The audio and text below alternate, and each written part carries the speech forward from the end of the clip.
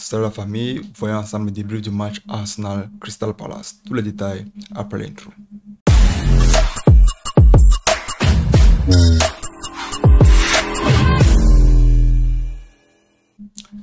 Arsenal emporte aujourd'hui 1 but à 0. 1 but à 0 qui rapporte un 3 points très mérité, un 3 points très simple qui permet de suivre Man City à la loupe. Ils ont 6 points, Arsenal aussi 6 points.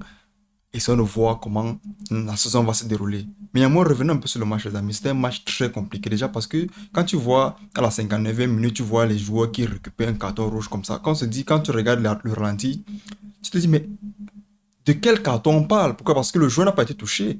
Le joueur n'a pas été touché. Mais il faut aussi apprécier l'intelligence de Ayew parce qu'il sait que le joueur le menace. Le joueur le menace trop sur le couloir. Donc, il a déjà un carton jaune. Pourquoi pas? Hein? Vous connaissez comment les Ghanéens sont. Ils tombent, ils jubent, ils crient, même on n'a pas besoin de regarder la VAR. On a pu regarder la VAR. Quand tu regardes le ralenti, tu te poses la question de savoir, mais de quel carton on parle? De quel carton on parle? Donc, l'arbitre a un peu fait une erreur à ce moment-là. Pourquoi? Parce que ce n'était pas un carton. C'était même un carton du côté de Ayew. Pourquoi? Parce que Tomiyasu ne le touche pas. Il ne le touche pas.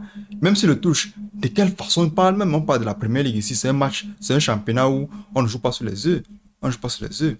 Mais, comme je l'ai dit tantôt, c'est la performance et l'intelligence de Ayew qu'il faut apprécier ici. Il sait que le joueur le perturbe. Il sait qu'il est mené. Il sait qu'il a besoin de percuter plus. Donc, ce joueur doit sortir. Hein? Petit feint, on le touche un peu, il sort, il crie.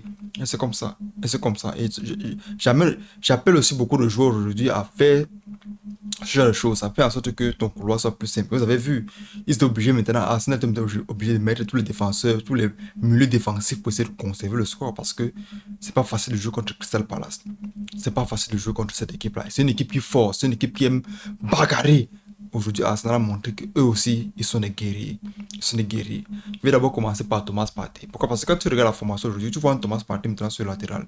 Tu te poses la question de savoir qu'est-ce qu'il fait là. Est-ce qu'il va réussir à bien jouer? Mais on parle de Thomas Partey. Un Ghanéen pur, sang, solide, rock, laid comme il faut. Donc quand il joue à son poste, tu sens que le joueur est prédéterminé. Pourquoi? Parce que avec l'arrivée des joueurs, avec l'arrivée aujourd'hui de Declan Rice, il doit prouver. Il y a tellement de joueurs bancs, il y a tellement de joueurs qui prouvent, chacun veut sa place. Donc on te met sur le couloir, prouve au couloir. Regardez un peu comment Camavinga joue au Real de Madrid. Quand on le met au couloir et qu'il peut jouer au couloir, il joue au couloir. Parce qu'on oublie même déjà Ferland Mendy. On oublie souvent Ferland Mendy. Camavinga aujourd'hui prouve tellement bien. Aujourd'hui, Partey fait la même chose. Très beau match Partey. Même quand il y a les matchs aujourd'hui, aujourd'hui à la deuxième mi-temps, tu vois, il revient au milieu de terrain. On lui remet le ballon sur son bon pied. Il essaie de frapper jusque ce n'est pas parti comme le voulait à la Thomas Partey comme la saison dernière.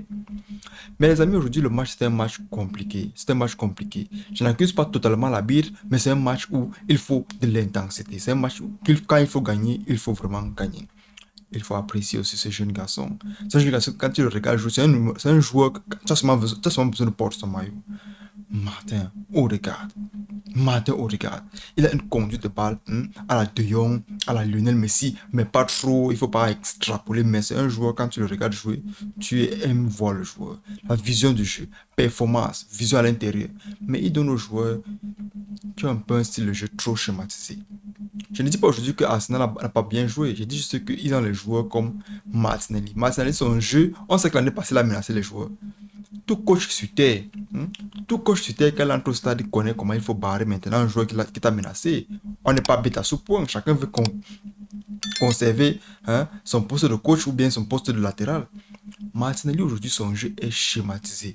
On sait qu'il faut seulement qu'on le bloque pour qu'il entre son pied gauche. On va le faire revenir pour qu'il tire avec son pied droit. On sait qu'il n'a pas une précision qu'on peut dire sur 10 tirs, il va marquer 5. Non. Sur 10 tirs, 2 peuvent entrer, 1 peut entrer, donc sur chance. C'est ce qu'on fait aujourd'hui, ça fait ça. Aujourd'hui, vous avez vu, une fois, 2 fois, son jeu devient schématisé. Pourquoi ne pas mettre quelqu'un qu'on ne connaît pas trop? Pourquoi ne pas mettre tout ça? Pourquoi ne pas mettre tout ça? Mettez-le un peu. Aujourd'hui, Martin Odegaard a très bien combiné. Il a très bien trouvé Kai Havertz, il a très bien trouvé Saka, il a très bien trouvé Ketia. Ketia, aujourd'hui, pour moi, doit jouer. Il doit jouer. Il doit vraiment jouer. Pourquoi? Parce que c'est un joueur l'année passée, je l'ai dit 1, 2, 3 fois. C'est un joueur qui veut prouver. Et vous le dites, quand vous faites confiance à un noir, quand il veut vous prouver, il va vous prouver jusqu'à mettre le cadeau. C'est comme ça. Rappelez-vous l'année passée, les amis, en mi-saison, disons, les 3 quarts de la saison, au début de la saison d'abord, il y avait au début de la saison, il y avait Gabriel Jesus qui était qui était tout feu tout flamme. Oui, on disait, lui, la nouvelle recrue, la nouvelle star. Mais le problème avec Gabriel Jesus, c'est quoi? Je le dis et je le redis. Il veut le nom. Comme tout joueur, mais ça pas un peu trop. Regarde un peu comment au Brésil ça se passe. Il y a les joueurs comme devant toi et tout et tout. Et les joueurs brésiliens aiment la fame, ils aiment le nom. Ce qui fait que quand il arrive à Arsenal, les amis, il veut être le boss, il veut être le neuf, il veut être celui-là qui, quand on lui donne le ballon, il doit marquer. Ce qui fait qu'Arsenal aujourd'hui, revenait un peu dans un style de jeu où ils doivent satisfaire un joueur, ça ne donnait pas. Ça ne donnait pas. Le joueur, quand il prend le ballon, les moments où il doit envoyer la passe, il préfère essayer. Il préfère essayer. Je ne dis pas que Ketia est plus fort que euh, Gabriel Jesus. Non. Je dis juste que, avec le style d'Arsenal aujourd'hui, ils ont besoin d'un joueur qui ne pense pas à lui. Il ne pense pas à lui. Regarde un peu comment City joue. Erling Haaland est là, oui, mais quand Foden le ballon, il voit qu'il ne peut pas envoyer Erling, il n'envoie pas.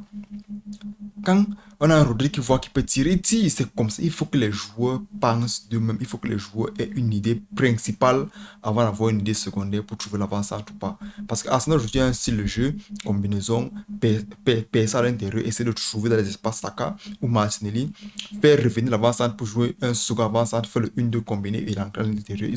Ils veulent percer les lignes de défense. Et pour ça, il faut les joueurs que quand ils récupèrent le ballon, ils ne pensent pas seulement à tirer comme la Higuain. Non. Donc aujourd'hui, j'apprécie bien le jeu de Ketia. Pourquoi? Parce qu'il est là pour le club. Même si qu'il a eu beaucoup d'occasions, hein, ce geste un peu idiot qu'il a voulu faire avec ce plombé qu'il voulait faire. À un moment donné, on est en Premier League, d'accord? On est en Premier League. Quand tu devant le goal, déchire les filets, déchire les filets. On n'est pas là pour l'esthétique. Laissez ça aux Espagnols. Aux Espagnols. Quand tu es devant les goals, déchire les filets. Surtout qu'on a un coach Arteta qui attend le but. Hein, il a un stress pas possible là-bas. Tu es devant les goals. Lui s'est dit qu'il a compté. Tu fais les plombées. Ça ne donne pas. Ça fait en sorte qu'on peut réfléchir sur toi. Donc, essaie un peu de fuir ça. Maintenant, quand tu reviens sur Saka, qu'est-ce qu'il faut encore dire sur ce joueur? Qu'est-ce qu'il faut encore dire sur ce joueur? Si c'est un joueur qui est très bien entouré, je vous rappelle ici là qu'on a bien entouré Mohamed Salah en 2019-2020. Vous avez vu ce qui s'est passé. On entoure Saka aujourd'hui, il va vous donner ce que vous voulez. Les victoires. Les victoires. Très très bon joueur. Maintenant, quand tu reviens au milieu de terrain, les amis, Declan Rice, son prix vaut sa valeur. Qu'est-ce que j'ai dit même? Son prix vaut sa prestation. Pourquoi? Parce que quand tu es un joueur, quand tu regardes la formation de Arsenal aujourd'hui, il y avait un 4-3-3. C'est un peu comme la City. J'explique.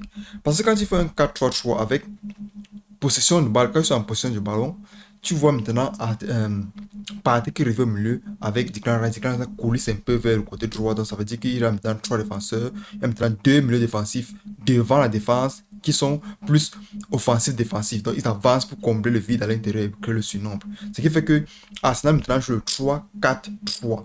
Mais maintenant, Ketia qui est à l'avant-centre, c'est celui-là qui vient amener celui qui le fixe. Pourquoi? Parce que quand tu restes en avant-centre, il y a problème. Pourquoi? Parce que quand tu restes en avant-centre seul, ça fait que les deux défenseurs centraux n'ont pas trop de travail à faire.